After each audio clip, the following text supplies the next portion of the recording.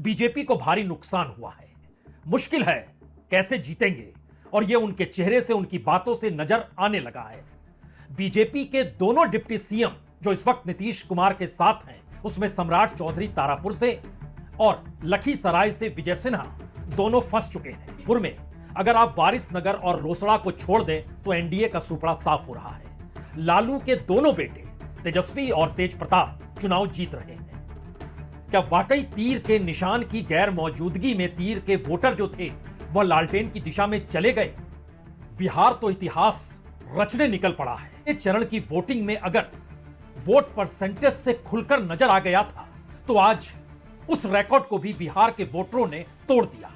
और इस देश के इतिहास में कभी ऐसा मौका रहा नहीं कि वोटर जब बड़ी तादाद में निकल कर आ जाए तो जो राजनीतिक सत्ता है वो सत्ता बरकरार रह जाए। ऐसा तो कोई भी इतिहास में कोई उदाहरण आपको देखने को मिलेगा नहीं। और बिहार ने आज जिस बड़ी तादाद में 70% को भी पार कर दिया, पहले चरण में 65% पार हुए थे, दूसरे चरण में 70% पार हो गए। इस देश की राजनीतिक व्यवस्था के भीतर बिहार ही सेंध लगाएगा, यह कल्पना शायद किसी ने की नहीं होगी। जितनी बड़ी तादाद में वोटर निकल कर आए, ऐसी स्थिति बिहार में इससे पहले कभी नहीं थी। वो महिलाओं की कतारें हो, वो पुरुषों की कतारें हो, वो युवाओं की कतारें हो, वो जनजी की कतारें हो। इतनी बड़ी तादाद में वोटिंग, और कुछ जगहों पर वोटिंग परसेंटेज 12 से 13% तक बढ़ा है। नालंदा में जो सबसे पुराने तौर पर जीतते हुए शख्स थे श्रवण कुमार, वह भी फंस गए। और उनका फंसना यानी उस पूरे इलाके में क्या नीतीश कुमार की अपनी साख इस दौर में उन जगहों पर डामाडोल हो गई जहां पर जनता दल यूनाइटेड नहीं थी, या फिर जनता दल यूनाइटेड के भीतर जो नीतीश कुमार के साथ नहीं थे। क्या वाकई तीर के निशान की गैर मौजूदगी में तीर के वोटर जो थे वह लालटेन की दिशा में चले गए? पुर में अगर आप वारिसनगर और रोसड़ा को छोड़ दें तो एनडीए का सुपड़ा साफ हो रहा है। लालू के दोनों बेटे तेजस्वी और तेज प्रताप चुनाव जीत रहे हैं। दोनों जगहों पर दोनों बेटे जीतते हुए नजर आ रहे हैं। लेकिन जो चंपारण की जमीन है, पूर्वी और पश्चिमी चंपारण, वहां पर जो इससे पहले एनडीए काबिज रहती थी, इस जगह पर सबसे बड़ा डेंट एनडीए को लगा, और खासतौर से बीजेपी को, क्योंकि जनसुराज के पक्ष में यहां पर बड़ी तादाद में वोट पड़े हैं। अगर आप रघुनाथपुर का जिक्र कीजिएगा, जहां पर शहाबुद्दीन और उनके बेटे ओसामा का जिक्र गृह मंत्री खुले तौर पर कर रहे थे, तो हो सकता है ओसामा सबसे बड़े मार्जिन से इस बार जीत हासिल करें। और कमोवेश इस परिस्थिति के भीतर दरभंगा हो, मुजफ्फरपुर हो, यहां पर एनडीए को नुकसान हो रहा है। चिराग पासवान इस दौर में उलझते चले गए, और चिराग पासवान की भूमिका जो 2020 में नीतीश कुमार को नुकसान पहुंचाने वाली थी, वो नुकसान की जगह इस बार जनसुराज ने ले ली। लेकिन जनसुराज ने भारी नुकसान नीतीश कुमार को भी पहुंचाया। अन्यथा सीमांचल की 11 सीटों में से 10 सीट तो एनडीए वहां पर कहीं निशान पर भी नजर नहीं आएगी। हालांकि पिछली बार भी नहीं थी, लेकिन इस बार यह महागठबंधन के हिस्से में खुले तौर पर जा रहा है। 121 सीट जो पहले चरण की थी, उसको परखने के लिए हमें लगता है एक एक जगह पर जाने की जरूरत है। मसलन सहरसा में 4 सीट है। उस 4 सीट में जनता दल यूनाइटेड 2 सीटों पर आगे हमारी टीम के मुताबिक दिखाई दी। लेकिन सहरसा वाली स्थिति तमाम जगहों पर नहीं है, और जब तमाम जगहों पर नहीं है तो इसको परखने के लिए आपको सारण आना होगा। सारण में 10 सीटें हैं, और यहां पर कहीं पर भी एनडीए नहीं है। सारी छपरा में चुनाव जीत सकते हैं। उसके बाद आइए गरवा, अबनौर, परसा और सोनपुर, यानी यहां की 10 में से 9 सीटों पर आरजेडी का पलड़ा भारी है। कि 10 की 10 सीट पर आपको कहीं महागठबंधन से हटकर कोई दूसरा राजनीतिक दल यानी एनडीए का कोई राजनीतिक दल आपको कहीं नजर नहीं आएगा।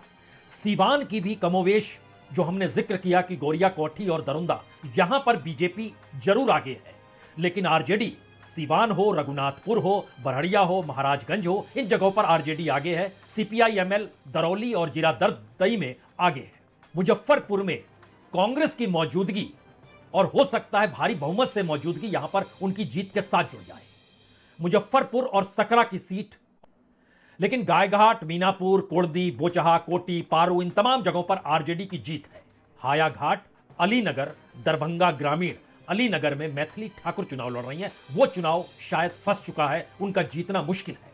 उसके बाद महत्वपूर्ण है कि शेखपुरा में दो सीटें हैं जिसमें एक पर आरजेडी, एक पर कांग्रेस। बरभीगा में कांग्रेस, आरजेडी शेखपुरा में। खगड़िया में 4 सीट है। इन चारों सीटों में सिर्फ एक अलौली की सीट है जहां पर जनता दल यूनाइटेड आगे नजर आती है, लेकिन आरजेडी परबत्ता में और कांग्रेस बेलदौर और खगड़िया में आगे नजर आती है। यानी ध्यान दीजिए, कांग्रेस की स्थिति भी पहले राउंड में कॉम्पिटिटिवली अच्छी हुई है। अब इसके बाद जो महत्वपूर्ण जगहों पर आएंगे उसमें आपको पटना नजर आएगा। पटना में जन स्वराज ने कहीं नुकसान पहुंचाया है तो वो बीजेपी को पहुंचाया है। खास तौर से दीघा और कुम्हार की सीट पर बीजेपी के उम्मीदवार भी कड़ी टक्कर दे रहे हैं, लेकिन बावजूद इसके पलड़ा भारी आरजेडी का कहीं ज्यादा है। जब वहां से निकलिएगा और नवादा की तरफ बढ़िएगा, गया जी में तो आज वोटिंग हो रही थी, लेकिन जब आप नवादा में बढ़ेंगे तो वहां की 7 सीटों में से कहीं पर भी आपको बीजेपी नजर नहीं आएगी। जनता दल यूनाइटेड की मौजूदगी जरूर हरनौत में है। पुरानी सीट है नीतीश कुमार की। जो पूर्णिया, कटिहार, किशनगंज, जो खासतौर से सीमांचल का इलाका है, यहां पर 18 सीटें हैं। इन 18 सीटों पर पिछली बार एनडीए 8 जीती थी, यहां पर वो 2। इस बार मुश्किल है जीतना। महागठबंधन 6 सीटें जीता था, जो इस बार 5 सीटों का उसको लाभ होने वाला है, वो 11 तक पहुंच सकती है। और उसकी सबसे बड़ी वजह एआईएमआईएम जो 4 सीटें जीती थी, उन 4 में से 3 गंवाना तय है। 1 सीट वो बचा ले तो ठीक है, अन्यथा महागठबंधन यहां 11-12 सीट तक जीत सकता है, जो पूरे सीमांचल का इलाका है। जो भागलपुर, बांका और जमुई का इलाका, यहां की 16 सीटें हैं। इन 16 सीटों में एनडीए पिछली बार 12 सीट जीती थी, जो इस बार 4 सीटें कम हो रही है। जो महागठबंधन है वो पिछली बार 3 सीट जीती थी, भागलपुर, बांका और जमुई की 16 सीटों में से इस बार वो 7 सीट तक जीत सकती है। यानी दोनों एक बराबरी में है इन 3 जगहों पर आकर। अगर तीनों को मिला दीजिए, जो पिछली बार लगभग 4 गुना ज्यादा सीटें एनडीए ने जीती थी, इस बार वो खिसक रही है। और यह स्थिति सीतामढ़ी के भीतर, खासतौर से जो पिछली बार 8 में से 6 सीटें जीती थी बीजेपी, और इस बार तो मां सीता का जिक्र करते हुए मंदिर बनाने का भी जिक्र था, लेकिन वहां पर भी नुकसान एनडीए को उठाना पड़ सकता है। यह परिस्थिति खुले तौर पर जब आप इसको आंकड़ों के लिहाज से लेकर आएंगे पहले और दूसरे चरण के बीच में, तो यहां पर अब आपके सामने एक तस्वीर उभरती है ओवरऑल की पहले और दूसरे चरण को लेकर। दूसरे चरण में 122 सीटें जो हुई है, इसमें एनडीए 45 से 54 सीट तक जीत सकती है, और जो महागठबंधन है वो 58 से 66 तक जीत सकता है। हमारी टीम ने कहा कि आप दरअसल एक पूरी प्रक्रिया के भीतर ओवरऑल बताने की कोशिश कीजिएगा कि अगर 243 सीटों में से 122 सीट चाहिए बहुमत के लिए, तो महागठबंधन मिनिमम 130 सीट जीत रही है, मैक्सिमम 146 तक जाएगी। और अगर 146 चली गई तो एनडीए 85 पर अटक जाएगी, और अगर महागठबंधन 130 पर अटक गई तो 102 सीट तक एनडीए पहुंच जाएगी। यह है पूरा आंकड़ा, जो बिहार के इस दौर के इतनी बड़ी तादाद में हुए वोटिंग का कमाल है, जिसने परिस्थितियों को इस नजरिए से सामने रख दिया है। बहुत बहुत शुक्रिया, बहुत बहुत शुक्रिया।